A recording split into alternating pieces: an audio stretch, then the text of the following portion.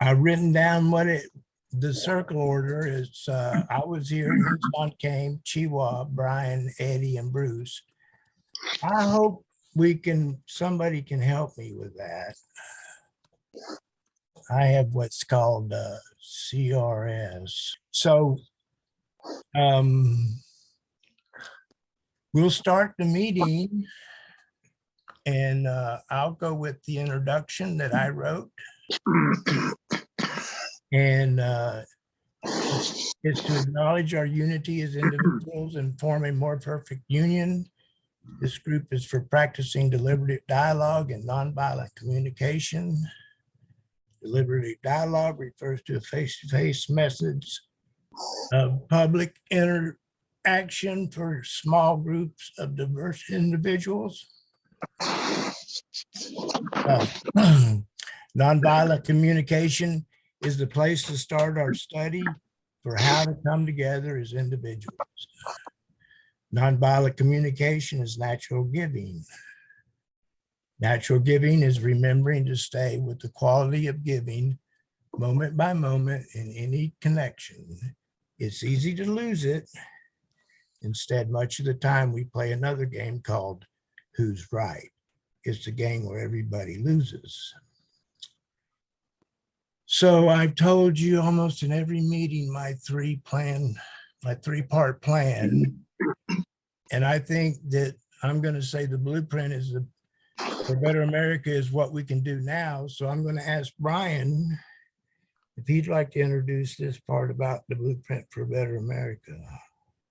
The purpose of the American Union is to deliver legislative solutions to many of the problems and issues people want to see addressed through a duty-based framework inspired by the preamble to the Constitution. Blueprint for Better America is a legislative package of dozens of popular policies.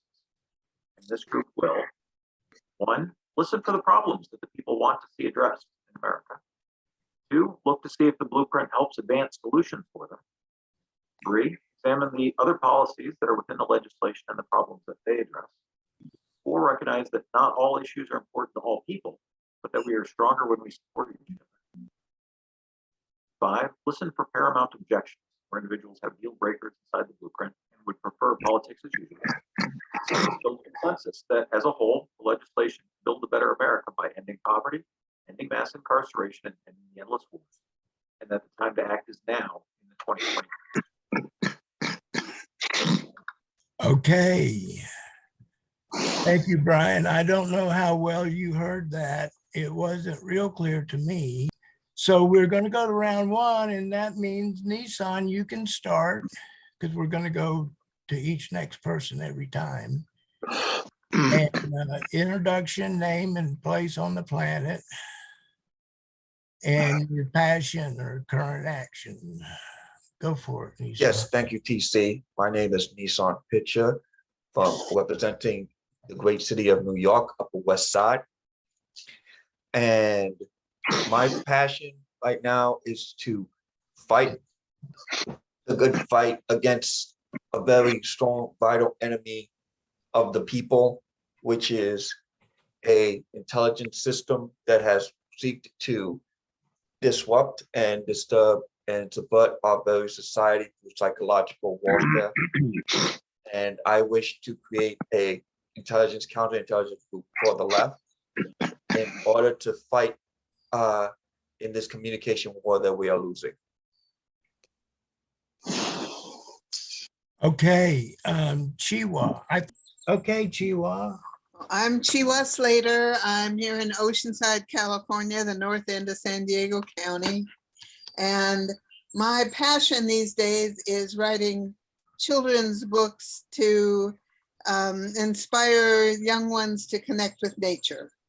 And also that is hooked to a whole big program that I'm setting up to get families involved in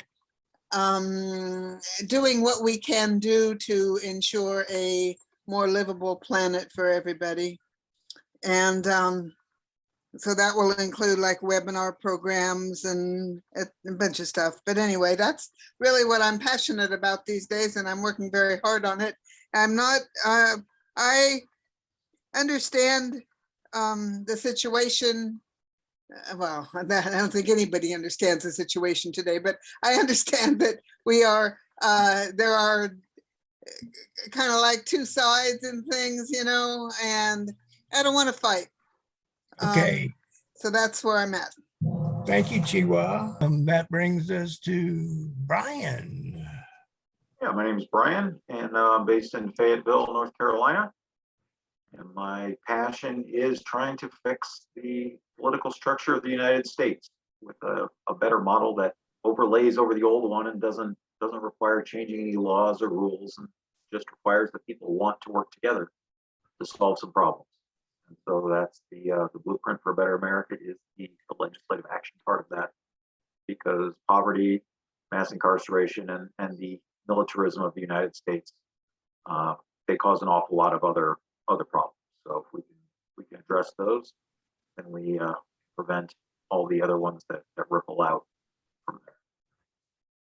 Thank you, Brian. So we're going to go to Eddie. Hey everyone, I'm Eddie. I'm from Texas, but I'm now living in Shanghai. And my passion is using scientific economic analysis to redesign from scratch a monetary and economic system that will allow people to have UBI and allow people to have abundance through, you know, the mutual exchange of value in a community currency. Okay, Eddie, thank you. And Bruce, you can unmute and tell us what you're up to. Okay, you hear me here? I can hear you. Okay, I'm Bruce. I'm in the beautiful state of Ohio, north coast of America. I'm still working, but soon to be retired electrical engineer. So I have a lot of deep thoughts about technical crap. I guess you could say my passion has shifted somewhat over the past year or two when I came to realize that besides my 3 kids, I've got 5 grandkids now. So you start worrying about, you know, about them and what's going to come for them. And my thoughts started going even beyond just fixing the US. I mean, as you can see, what's been going on lately, you know, the last few months, we got worldwide problems. And I guess you got to fix your own backyard first, but then I would hope somehow we get some kind of consensus worldwide so we don't blow the whole place all to hell and back. So that's me. All right, thanks, Bruce. Very good.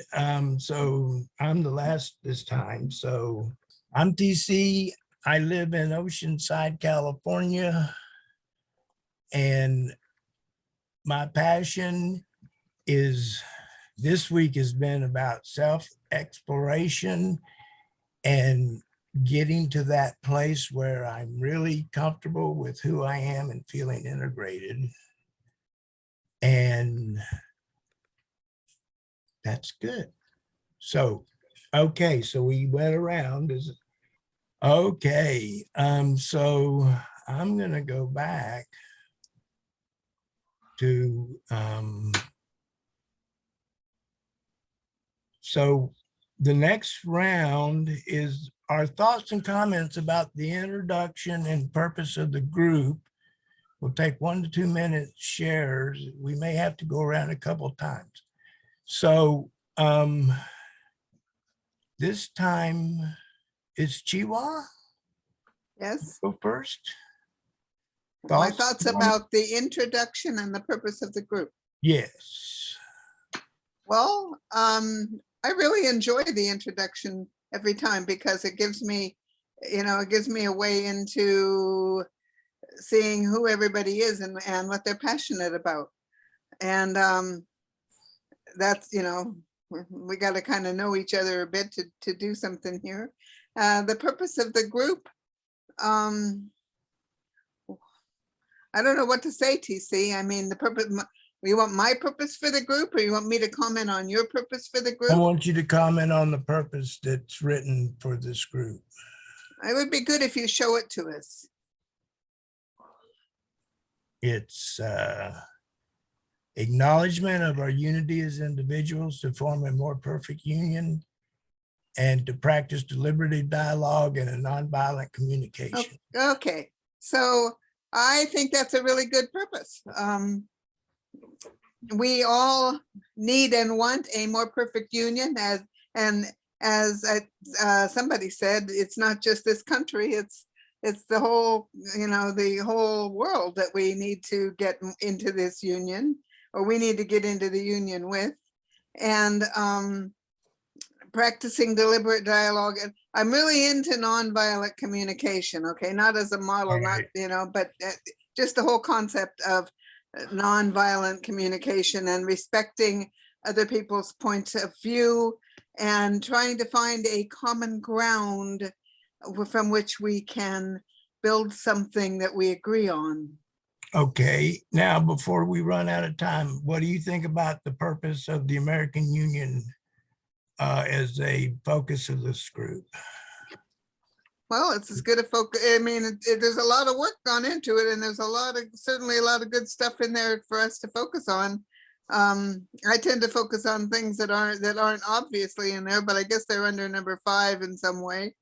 And I think that's a good starting point. All right, Chihuahua, you're right on time. So let me look where we're going next. Brian's next.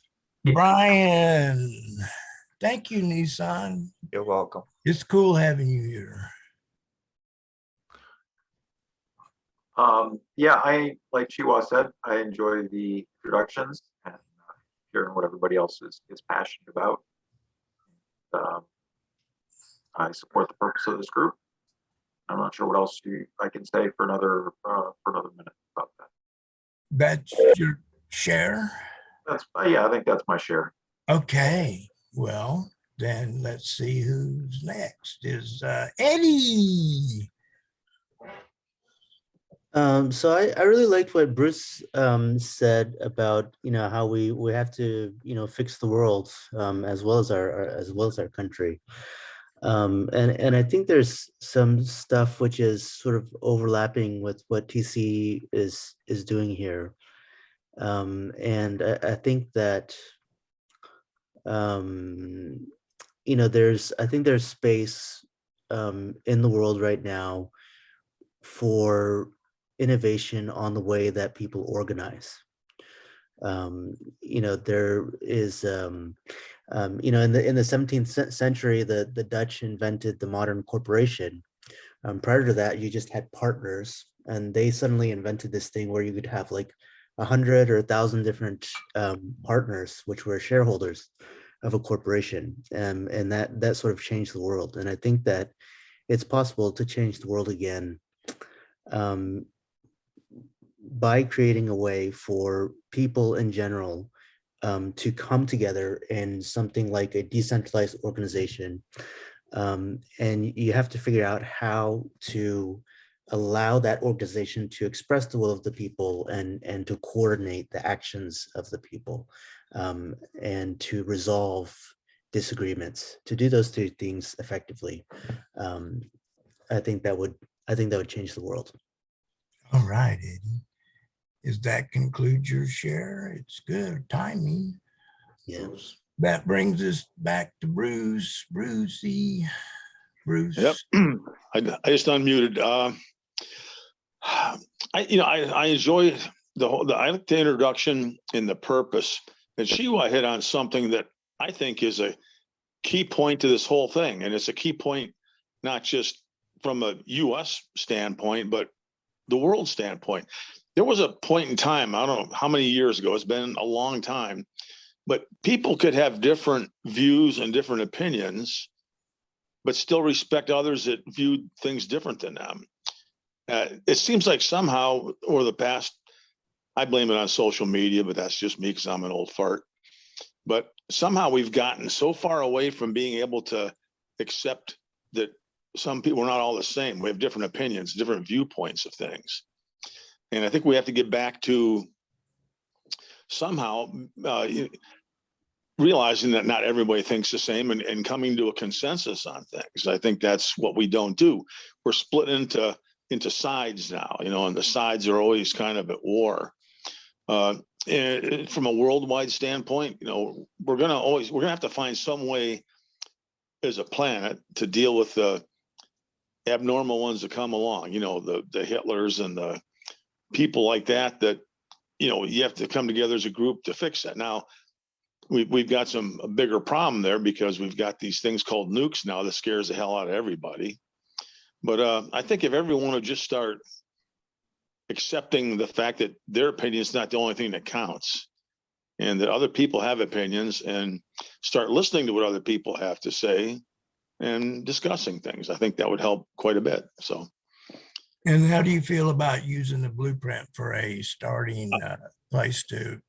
Yeah, I think that's a good way to. I'm an engineer. Yeah, I plan everything. Okay. I don't start a project without a scope of work.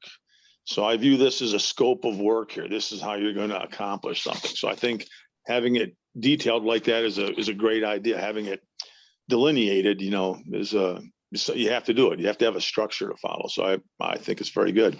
Okay. Thank you, Bruce. Eddie has his hand raised.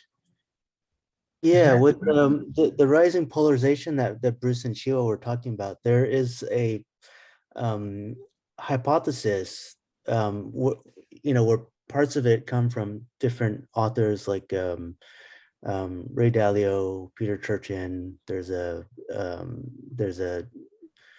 I forget one of the other ones. And I think Brian shares this view with me also, which is that there's an 80-year cycle in recent history, meaning the last 300 years since the Industrial Revolution. And what happens in the latter part of the cycle is that the economics get worse and worse. It causes more and more misery all across society, and conflicts tend to increase in this era. So the last time we were in that area was 1930s, and the high point of conflict was World War II. And I think you could argue that it occurred, with the Civil War, with the American Revolution, and it's sort of an era in the cycle where, in the previous part of the cycle, a lot of conflicts may be sort of people just talk about the conflicts, but they don't manage to convince each other, and so the two sides persist, and eventually. This is the era where sort of push comes to shove, and someone, it comes to the place where someone finally wins out and says, there's one side that wins and says, this is how it's going to be in the future. After the Civil War, we're no longer going to have slavery. After the Great Depression, we're not going to have fascism in the world for a certain period of time. So I just okay, Eddie. I'm not sure if I followed all that, but thank you for sharing. It's like, and I'm cautiously optimistic optimistic about this time around. it's my turn to go again anyway. So, But before you go, TC, could Eddie give us one sentence that kind of summarizes what he said? I love that. In a sentence, I think that we're maybe in the era where conflicts sort of come to a boiling point, and the two sides, they were sort of willing to compromise for a while, but it finally comes to a point where they're no longer willing to compromise, and there's some sort of fight where one side wins and one side gets their way. So, like for the Civil War, one side got their way and said there's going to be no more slavery. That's how it's going to be. After World War II, the world said there's going to be no more fascism, at least for now. That's the way it's going to be. And yeah, sorry, that's more than a sentence, but I'm cautiously optimistic about this era, because I think that I've been, terrified of what's coming for the last 2 years. And now that things are happening, I feel like the path has been a little bit better than, sort of the analogous paths prior to World War II. Things are turning a little bit better than last time around. Okay, Chiwa, did that answer your question? Yeah, that clarified it for me somewhat. Thank you. And I'm sorry, Eddie, if I stepped on you. I didn't mean to. No, no worries. Anyway, I'm going to say that we're on round 2, thoughts and comments about the introduction and purpose of the group. Well, I wrote it, the introduction, and I partnered with Brian to use the blueprint so that I would have the impetus to continue with the group. So I'm in agreement, and that concludes. I'll yield to Nissan. Yeah, so I have some critiques. So with the purpose of this group, I feel like it's a noble goal to expand, thoughts and deliberations, and trying to, bring more nonviolent, talks. But unfortunately, I feel that only goes so far. In addition to what Eddie was saying and all the other things that have been said, I find that there are people that are pretty much living in alternate realities. They have their own set of facts, and there's no way to prove their set of facts. So dialogue can only go so far, because it can only go as far as we can agree on facts. If we can't agree on facts, dialogue cannot reasonably happen.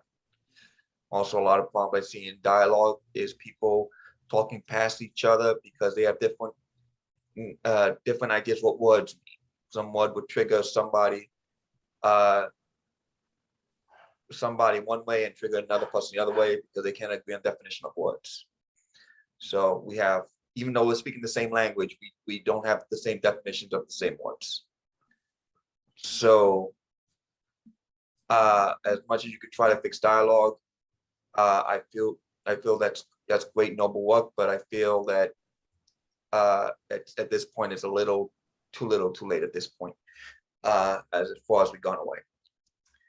Second thing, the blueprint for a better America.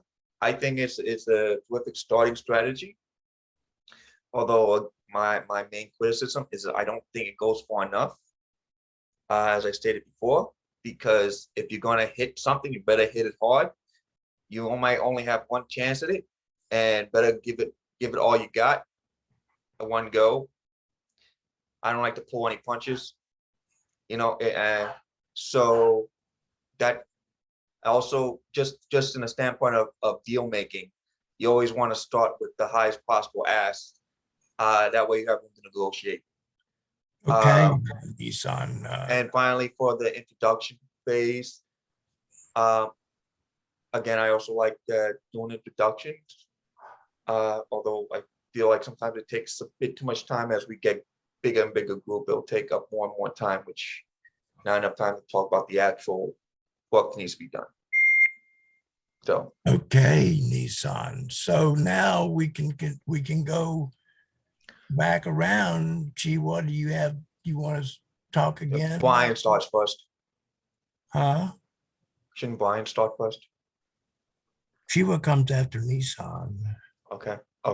Oh, you're saying we're starting a new round. Okay, Brian, start this round again. Thank you, Nissan.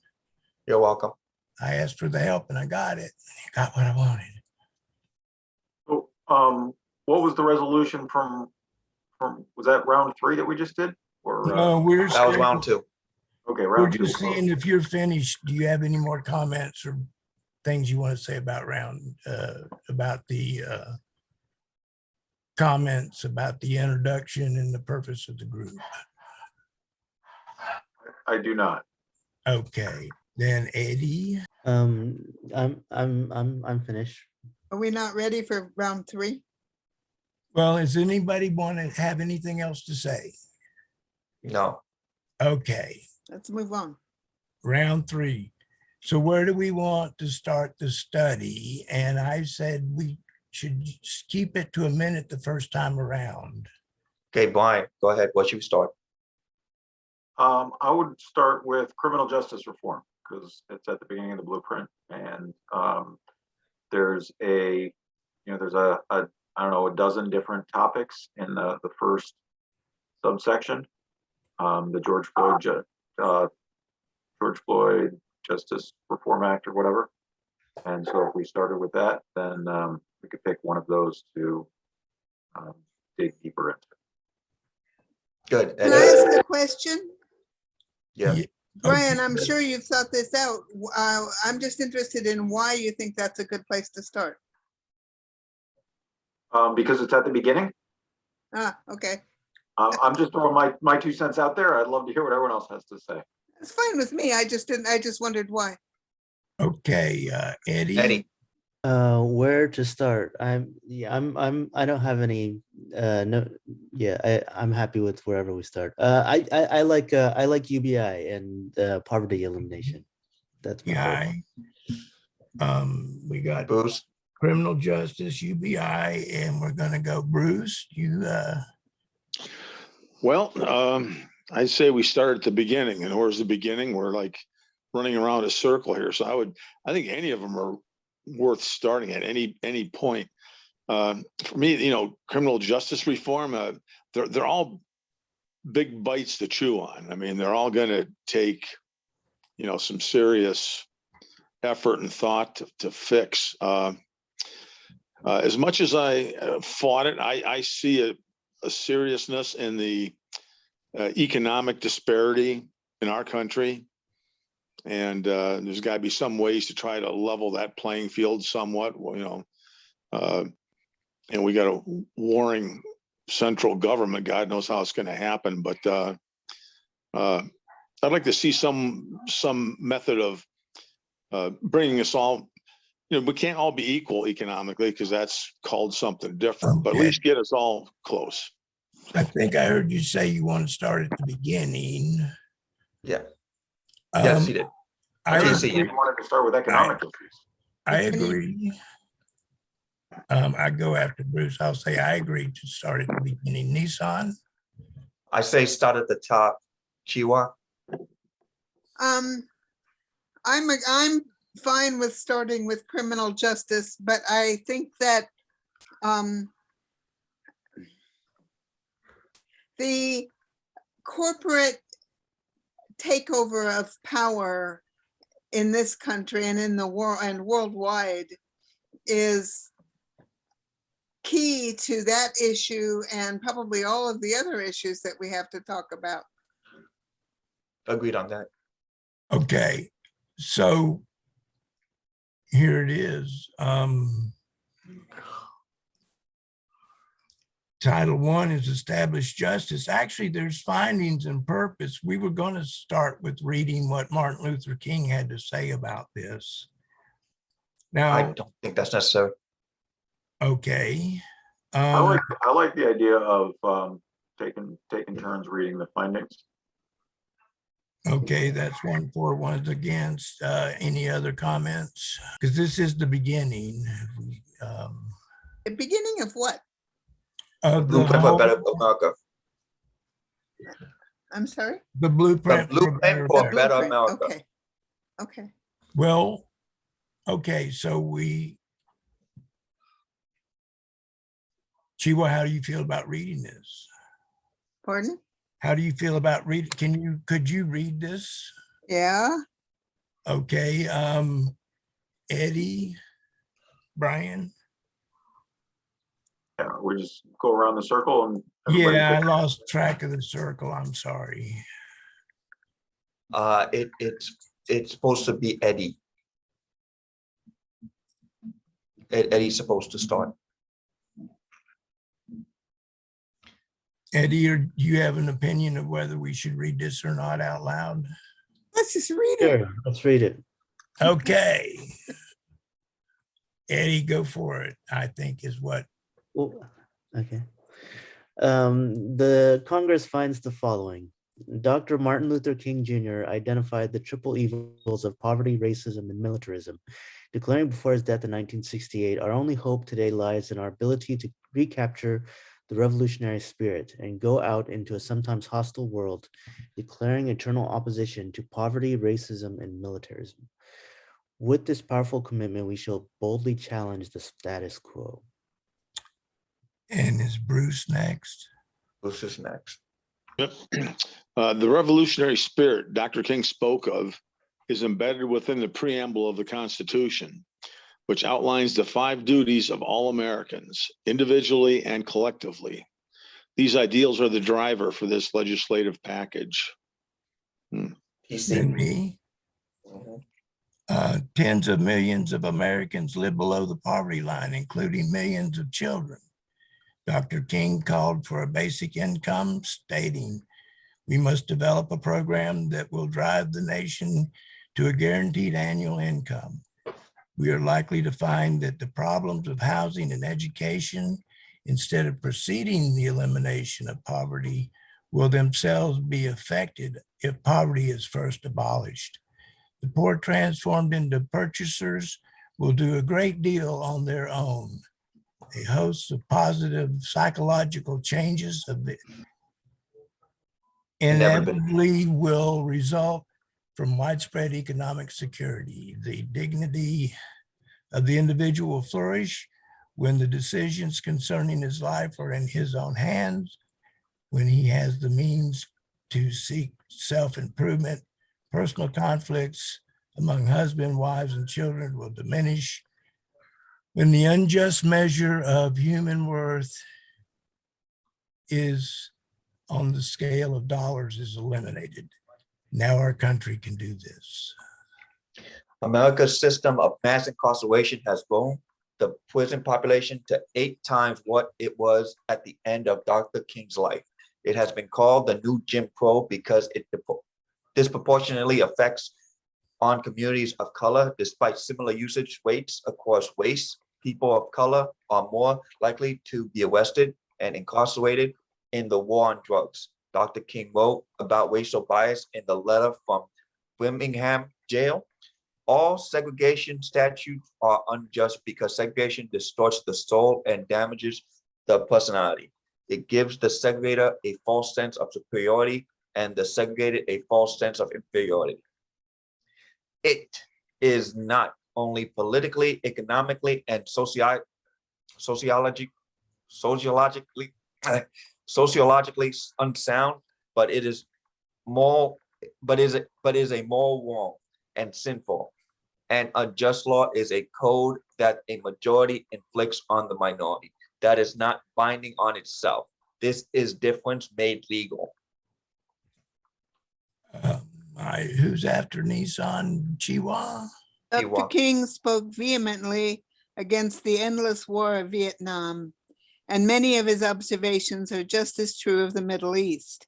The only change came from America as we increased our troop commitments in support of governments which were singularly corrupt, inept, and without popular support.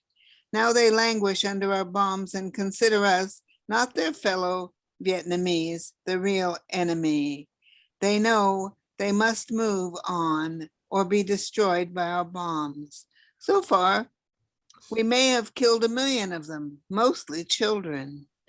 We have destroyed their 2 most cherished institutions, the family and the village. We have destroyed their land and their crops. Now there's little left to build on, save bitterness. We must speak for them and raise the questions they cannot raise. These too are our brothers. Purpose of this act is to end poverty, end mass incarceration, and end the endless wars in order to build a better America. Thanks, everybody. And you happen to get to say a tagline by it. Read or watch, we did that. Round 4, we just did it. So discuss questions and opinions. Are there anything to discuss there? And where were we? I don't think none of us disagree with Martin Luther King. I really like what he has to say about militarism and reminds us to speak up for the people who can't speak for themselves, that these two are our brothers. Eddie? A little bit to say about the thoughts on Vietnam. I think there are 2 sides to that story a little bit. So I mean, in that era, we also went to war in Korea, and I think if you would speak to South Koreans, I think generally they would be would generally be glad that the U.S. Sort of, I guess, prevented, enabled the existence of South Korea. I have friends who are from Vietnam who fled the war there because, as the communists won, then, they were with the South Vietnamese government, and they left, and they're, still very against the communist government of Vietnam. So I think there's just two sides to that story, maybe. I don't feel one good washes away one evil. Okay, Bruce. Yeah, I grew up there. My dad was a World War II vet, and I watched my dad have great pride in what they accomplished there. That was a situation where we as a country was being challenged. We were going to be, people wanted us eliminated. And he never suffered any of the stress that people do after they've been involved in a war, because he knew they had a job to do, and they did it. And he was proud of that. It seems like every conflict we've gotten into, well, World War II was the last declared war, an actual declaration of war. Everything since then has been, what the hell you call it, a police action or undeclared, or us Conflict. jumping into places where some people don't want us. But there is truth to the fact that, South Koreans are happy we stepped in there. The Vietnamese, who knows, that was a case where, we stepped in there, 57,000 Americans got killed. Then we just said, well, we're sorry, we shouldn't be here. And they walked out, and it seemed like it was all for nothing. So I think maybe we got to be very selective about where we stick ourselves into. But the world's a dangerous place. There's no doubt about it. I mean, you can see that now. So. Okay, so what do I think about Dr. Martin Luther King? It's amazing because at the time he was alive, I was in Central Florida. I was very indoctrinated not to hear what he had to say. And now at this stage of my life, it's like music to me. It's like he's telling us what it is that we can do to make it better. So that's my feelings about Dr. Martin Luther King. And then we go to Nissan. All I could say is Martin Luther King was a great man who had the balls to speak the truth, and speak the truth to power. We could use more like that. Not many left. I don't, Chiwa, you got anything to add? Yeah. During the time that Martin Luther King was prominent, I was living in Geneva, Switzerland, and I had quite a number of very close Vietnamese friends. And they very clearly wanted us out of Vietnam, and they were there because their families could afford to send them out of the country. But they, and it really opened my eyes to the idea that, just because it's the United States, my precious country, doesn't make it right.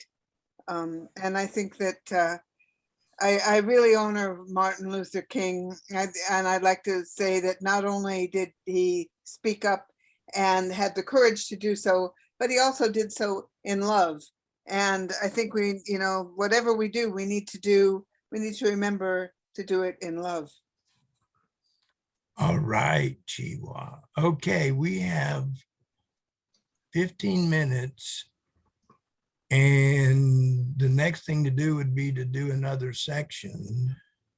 Can we go around again, or see if anyone wants to speak? Okay, do we want to go around again?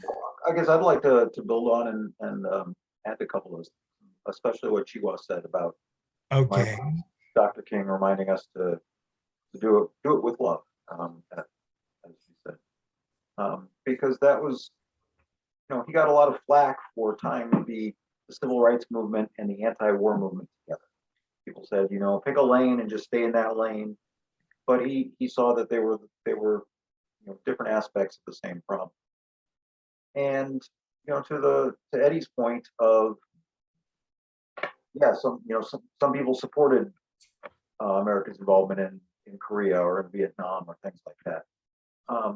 And yeah, I mean, there's certainly some truth to that, but the goal should be to get into a place where those sorts of violent interventions aren't necessary, that avoid those problems before they come to that. And so a lot of those problems in Korea and in Vietnam, were sort of artifacts of colonialism and Europe divvying up other parts of the world that led to those issues. Because like we could look back at the Civil War and say this was a noble war to end slavery, and that millions and millions of blacks appreciated and were better off that we did this. But because we went about it in such a violent way, we scarred our nation's psyche that we're still traumatized by it 160 years later.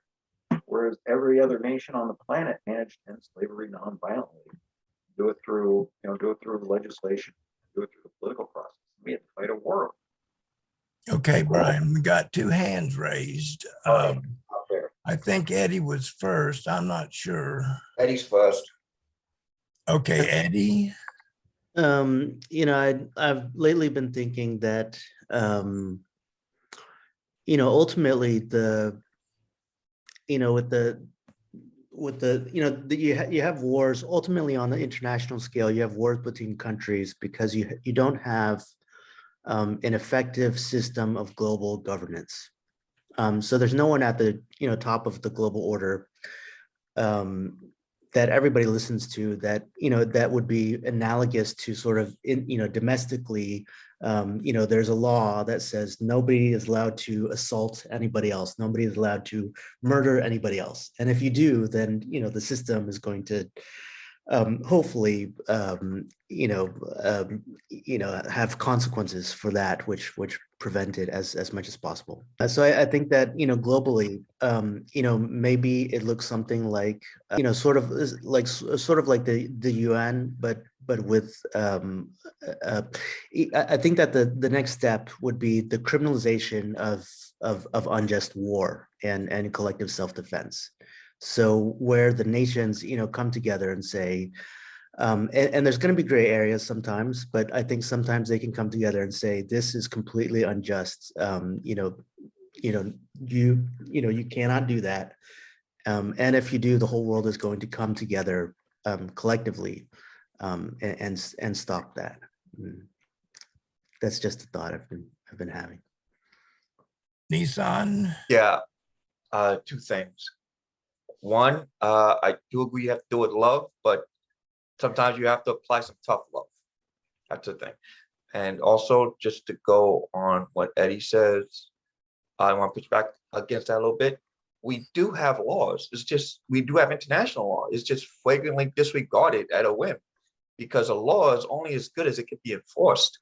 We don't have a strong enforcement mechanism. I mean, America is supposedly the world's police, and then who polices the policeman? So it's really a matter of accountability and enforceability of laws. What's the problem? Yeah. And no matter how many laws you write, it won't matter unless they're enforced in some way. And I don't know how to create an enforcement mechanism until the world decides to get on the same plane and all work together. Or like the world's corrupt police. Sorry. Yeah, world's corrupt police. Yeah. All right. Well, in America, they're just regular police because the police act the same way. Chiwa has her hand raised. This is cool. Sometimes love is tough love. And, I don't think that there's, you may lean more to the fighting side than I do, but I don't think there's a big disagreement between us. I only believe using violence as a means of last resort. But the problem is that, so I would like to try to have peace at any and all costs. But there comes a time where you do everything and nothing works. You have no other alternative. I would say that is so. And when that happens, the repercussions down the line are usually not really what you would like. Yeah, well, I don't think violence ever really solves anything, even though sometimes it does seem to be necessary.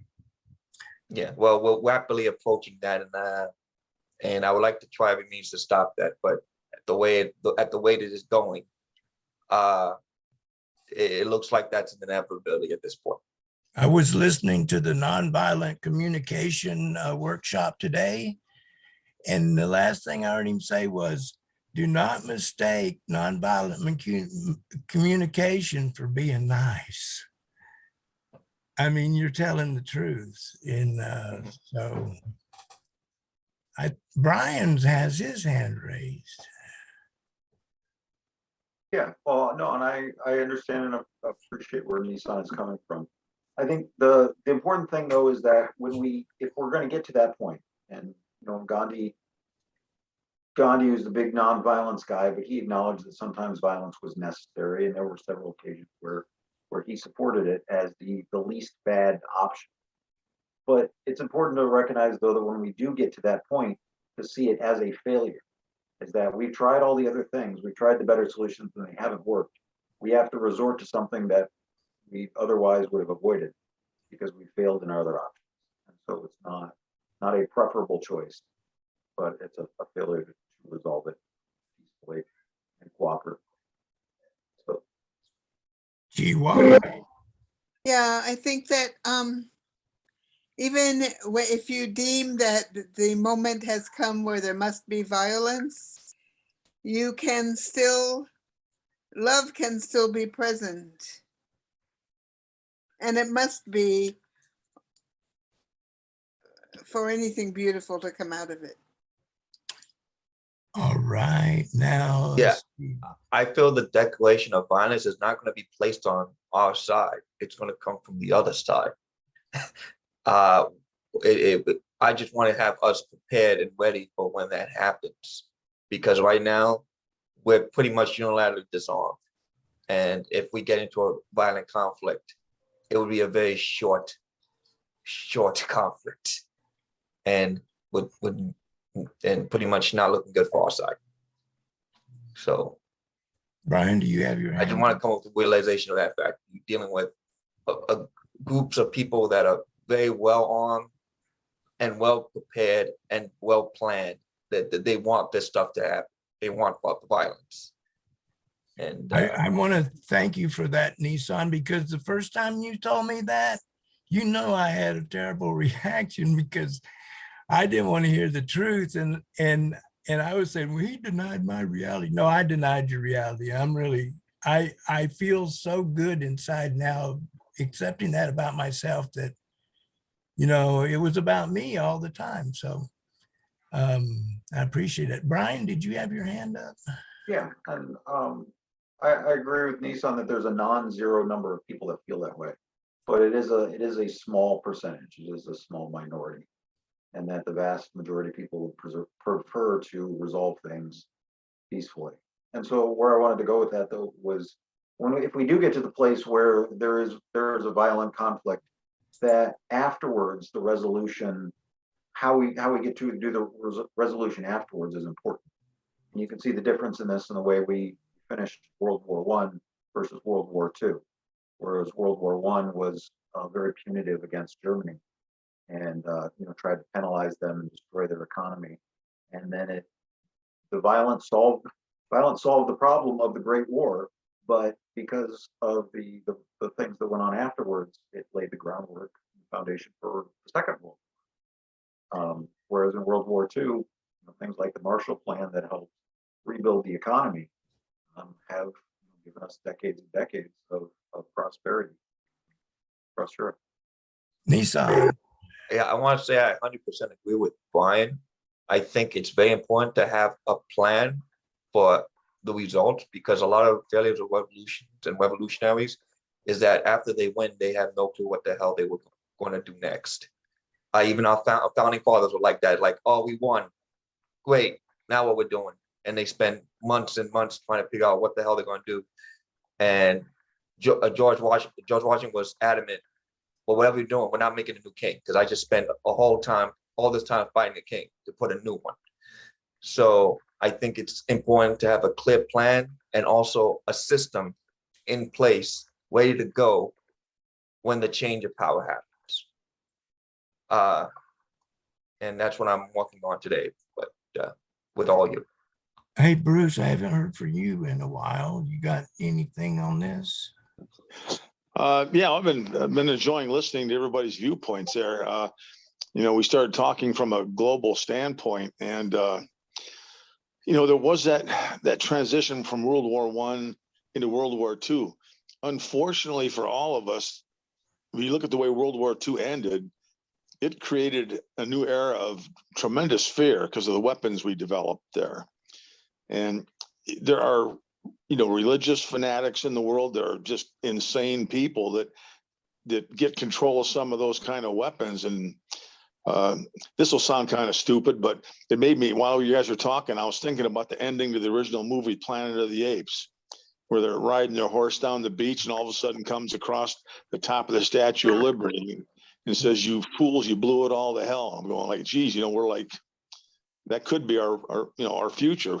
And you look at what's going on in Ukraine right now. There's terrible atrocities taking place over there, but we're all walking on glass because of nukes. It's plain and simple. We don't want to see that monster get thrown out of the bag here. So we got to find some way to, I wish I could flip a switch and just deactivate every nuke on Earth and say, okay, let's get back to spears and clubs. We'll duke it out this way.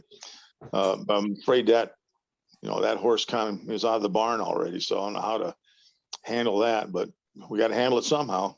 All right, Bruce. One thing I want to say to that. Go for Just, it. just in the preservation of truth and new information that we have in today, which might sound ludicrous just a few years ago, but then again, we're in a ludicrous time. I want to point out we may actually be being protected from nukes by an outside force, possibly an extraterrestrial force. So there's that hope that something's looking out for us because of our stupidity and trying to save us from our stupidity.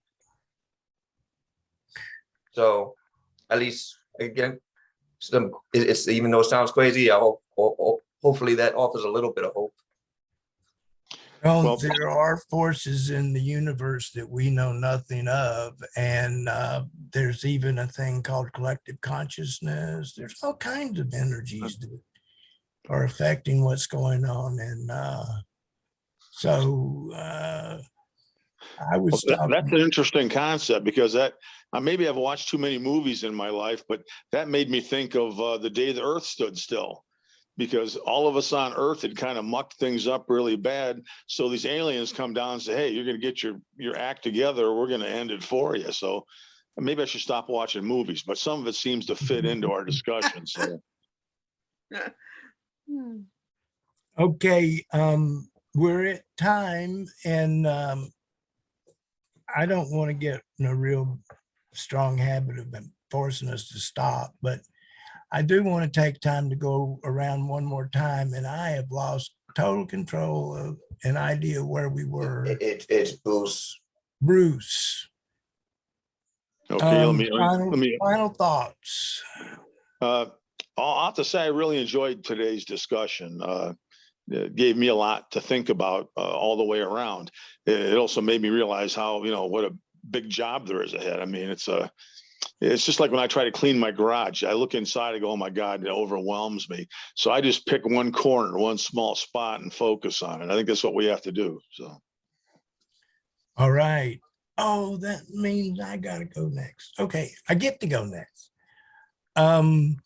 I really like this. I got to feel my feelings and connect with new friends and allies, and everybody showed up so strong, and I just feel really blessed by it all, and I will yield to Nissan. Yeah, I must say I enjoyed the conversation, and hope to continue on with these conversations. I think they need to happen, and I think only the truth shall set you free. Okay, Chiwa, final thoughts? Well, like everybody else, I think I really enjoyed this conversation, and I honor that we have different ways of looking at this, and I think that's a really good thing. It makes it a lot more interesting than if we all thought the same way. Okay, and Brian? Yeah, enjoy the conversation, like everybody else, and looking for, we recognize what some of the problems are. And Nissan warns that could get ugly, could get violent. And so the blueprint is a way of trying to de-escalate that by addressing some of the causes. Hopefully rally people around specific solutions to bring people together and build a framework for solving even more problems going forward. Eddie? I love that Nissan brought up the idea about the extraterrestrials, and the reason I love it is because that's one of those things that I feel like we're still like residually, like it's something that most people don't talk about, and it's like you're a little bit afraid that if you say that, people are going to think you're crazy. But you know what? It was last year before they put the tapes out. That is data. There's something going on there. There's no other explanation that I can come up with other than extraterrestrials. Why there are aircraft flying around that can do things that we can't do. Yeah, I think that's interesting. Follow the truth, even if people think it's crazy. All right, that brings us to the end of this beautiful gathering. No, I think we agreed that we'll just start on the next section next week, and so you can read up, or we can, because it's not that long. I think it's 9 sections or something. So until then, oh, hi everybody.